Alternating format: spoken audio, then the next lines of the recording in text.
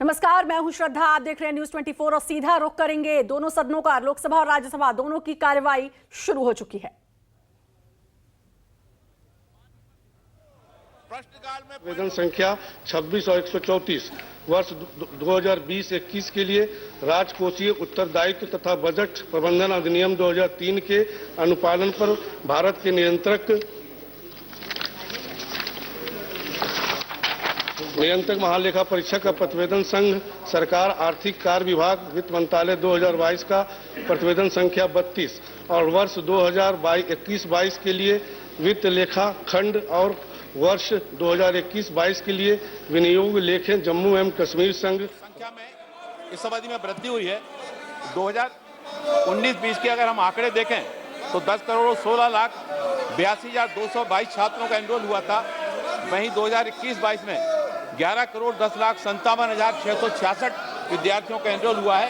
इस तरह से ये छात्रवृत्ति का जो संशोधन हुआ है उसमें ओबीसी के छात्रों की संख्या में एनरोलमेंट में वृद्धि हुई है। Sir, my second question is, sir, whether how the budget which was allocated earlier for their upliftment, particularly in promoting their education, how it would be used in new education policy. Kumar Gaurav मेरे सहयोगी मेरे साथ जुड़ चुके हैं। कुमार, लगातार ही हंगामा देखने को मिल रहा है लोकसभा राज्यसभा दोनों में, और तवांग का मुद्दा जिस पर लगातार विपक्ष हमलावर है और चर्चा की मांग कर रहा है।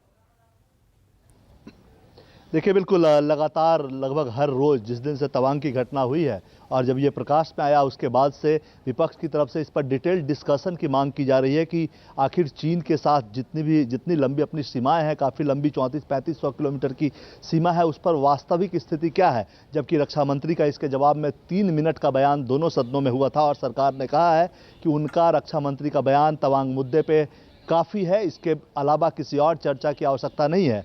बीजेपी और खासकर सरकार ये कहती है कि इससे पहले भी सीमाओं पे इस तरह के जब मामले होते हैं चीन को लेकर, तो कांग्रेस का जब शासन था उस वक्त भी चर्चाएं काफ़ी कम होती थी, लेकिन कांग्रेस ने कई बार कहा है कि चाहे युद्ध का मुद्दा हो या जो भी मुद्दा रहा हो, अक्सर कांग्रेस के शासनकाल में इस तरह के मुद्दों को तरजीह दी गई है और चर्चाएं होती रही है। जबकि वर्तमान सरकार यानी एनडीए सरकार ये चर्चा नहीं करवा रही है और इसलिए लगातार आज प्रमोद तिवारी की तरफ से राज्यसभा में ये मुद्दा लाया गया था, सस्पेंशन ऑफ बिजनेस का नोटिस दिया गया था, ये काम रोकिए और चीन के मुद्दे पर चर्चा कराइए। वहीं लोकसभा में कांग्रेस के सांसद मनीष तिवारी की तरफ से चीन के मुद्दे पे जो सीमाई झड़प हुई थी उस पर चर्चा की मांग की गई थी, लेकिन सरकार पिछले आप कह ले इस पूरे हफ्ते पूरे मना करती रही कि वो इस मुद्दे पर चर्चा नहीं करेगी और अब भी सरकार का वही स्टैंड है। इसके बदले चर्चा के बदले लगातार वो डोकलाम का मुद्दा, उस वक्त कांग्रेस पार्टी क्या कर रही थी, कांग्रेस के नेता राहुल गांधी चीन एम्बेसी में क्या कर रहे थे डोकलाम युद्ध के आसपास के वक्त में,